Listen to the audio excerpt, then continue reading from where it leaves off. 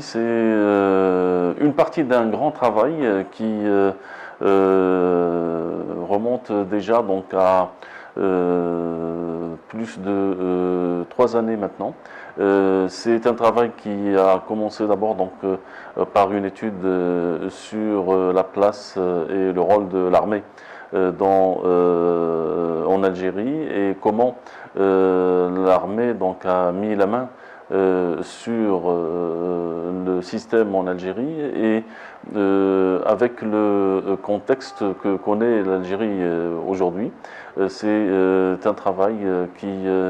auquel donc j'ai consacré l'année dernière pour pouvoir à la fois comprendre ce pays, comprendre les mécanismes qui gouvernent ce système et surtout essayer de comprendre ce qui se passe et ce qui va se passer. C'est un pays qui est aujourd'hui dans une phase charnière, c'est un tournant, c'est un pays qui pose aujourd'hui pour beaucoup d'experts et aussi donc de responsables à l'échelle internationale, donc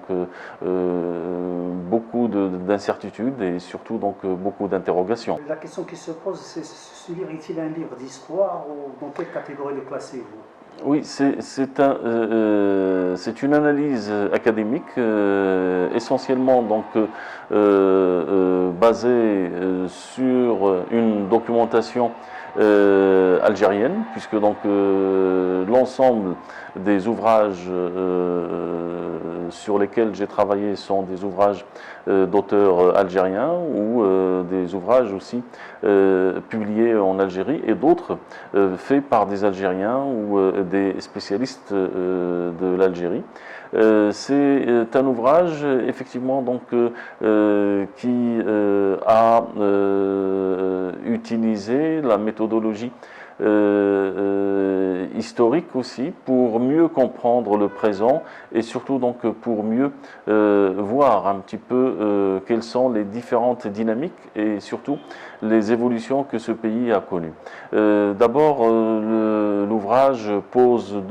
deux questions donc essentielles. La première donc c'est la désillusion de la mise en place d'un État en Algérie. À travers l'histoire, donc j'essaie de m'arrêter donc sur cette absence de la culture de l'État et l'absence de l'État tout court dans ce pays, mais en même temps donc comment à travers que ce soit donc la période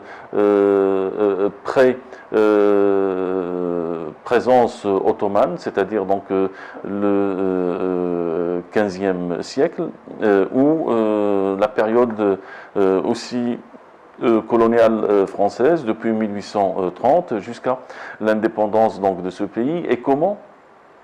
l'après-indépendance un système est né, un système a été mis en place, mais la difficulté a été, et elle est toujours, de créer un État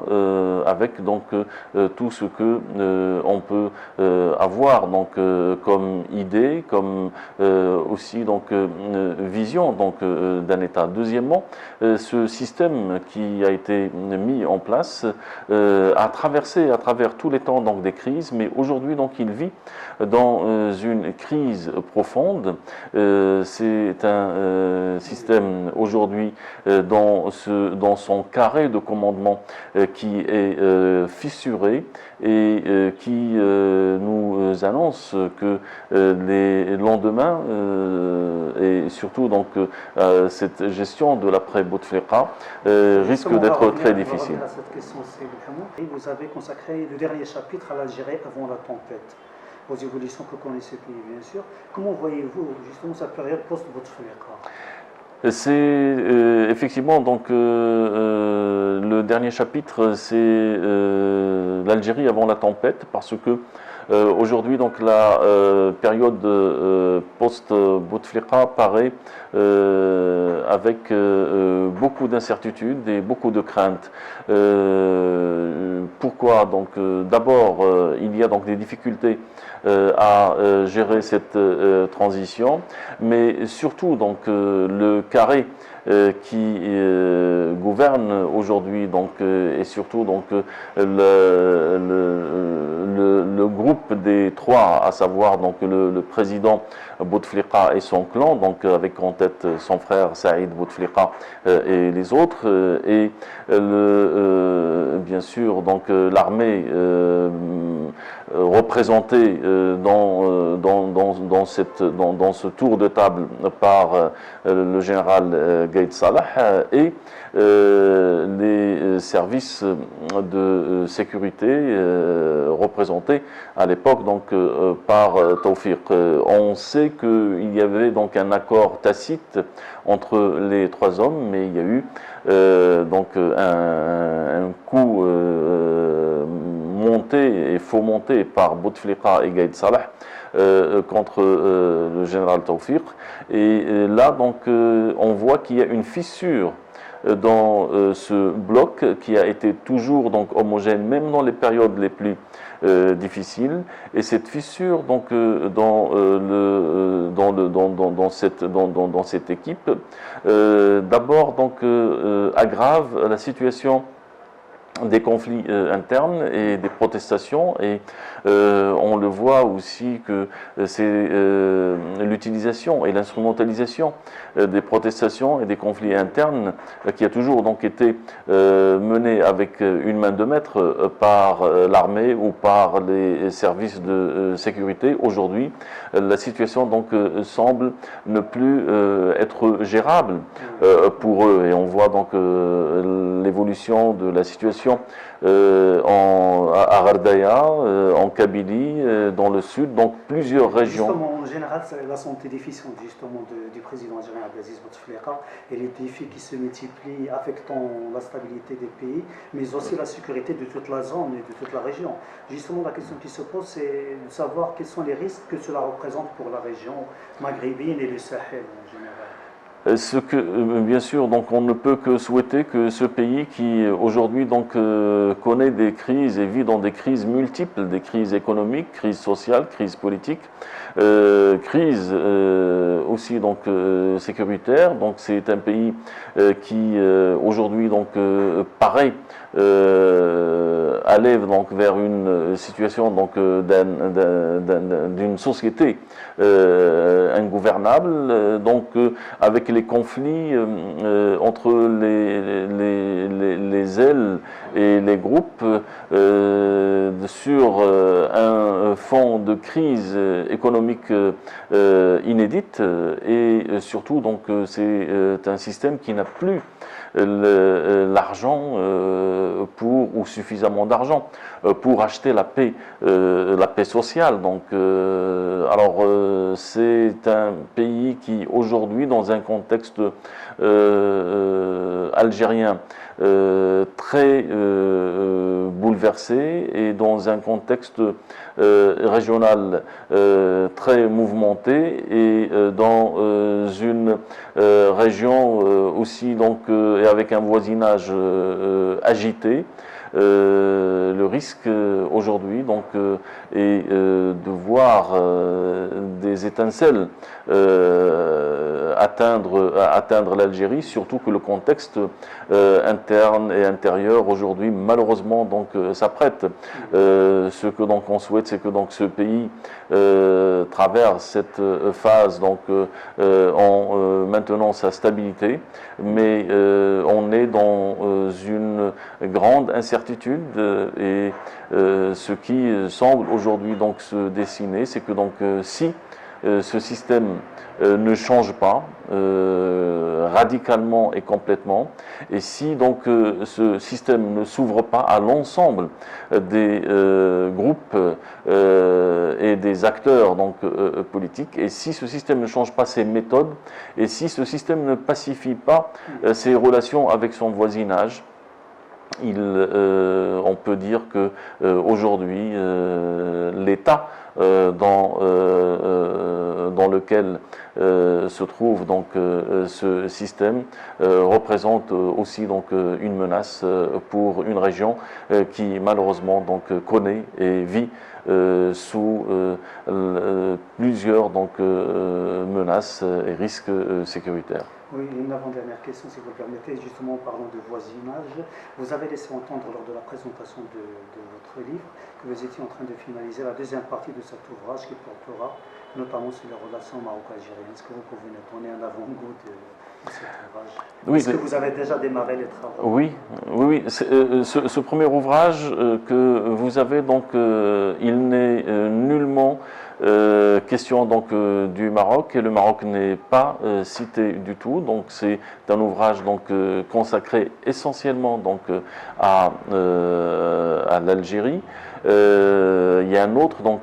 il est en chantier maintenant. Qui lui donc traite des relations entre donc le Maroc et l'Algérie, et là j'essaye un petit peu donc dans ce travail qui je pense sera terminé à la fin de cette année. Sur donc la nature complexe et conflictuelle donc de ces relations et le pourquoi donc de cette conflictualité, parce que je pense que le choix fait par le système algérien donc d'ériger le Maroc donc à un rang donc d'ennemi idéal donc est une véritable doctrine. Donc la doctrine donc de ce système en Algérie et d'avoir donc une relation donc de conflictualité avec le Maroc. Je développe dans le premier ouvrage comment donc la violence est quasi présente dans la vie politique en Algérie depuis l'indépendance et même avant, et comment donc l'utilisation donc de la violence par toutes ses formes et bien sûr donc je reviens sur la décennie noire, mais au-delà donc de la décennie noire, donc que ce soit donc certaines liquidations physiques ou donc l'utilisation de la violence, l'Algérie donc ou le système algérien a besoin quand il a des problèmes internes donc de créer un feu dans le voisinage pour derrière donc le rideau de fumée et l'écran donc de fumée. Et il peut régler donc ces problèmes internes. Donc je reviens donc sur ces relations depuis l'indépendance, avant l'indépendance de l'Algérie, l'engagement du Maroc à côté donc de la révolution donc algérienne, tout ce que le Maroc a payé comme prix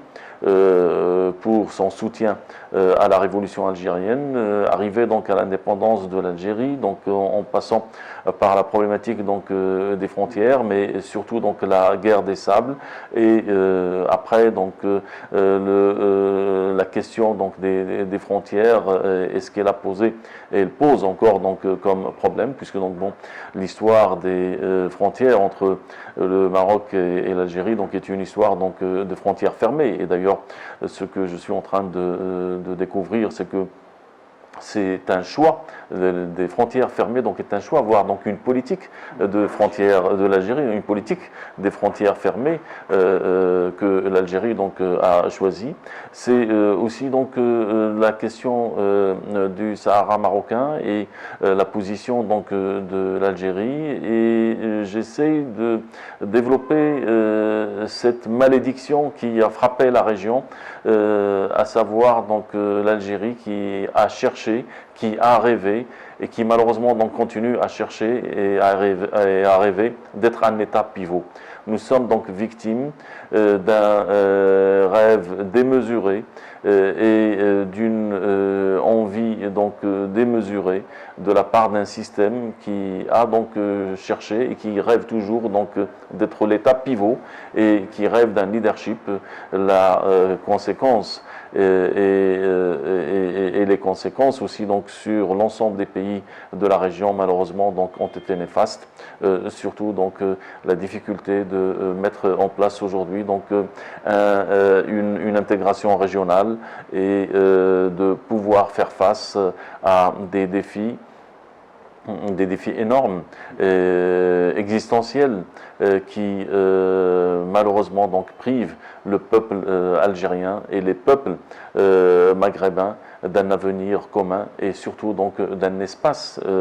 intégré au commun. Ce que d'ailleurs je cherche à préciser, c'est que donc nous sommes, et à travers donc ces ouvrages, il s'agit du système algérien et non de l'Algérie, encore moins donc du peuple algérien, parce que donc je pense que si dans ces relations et dans ce contexte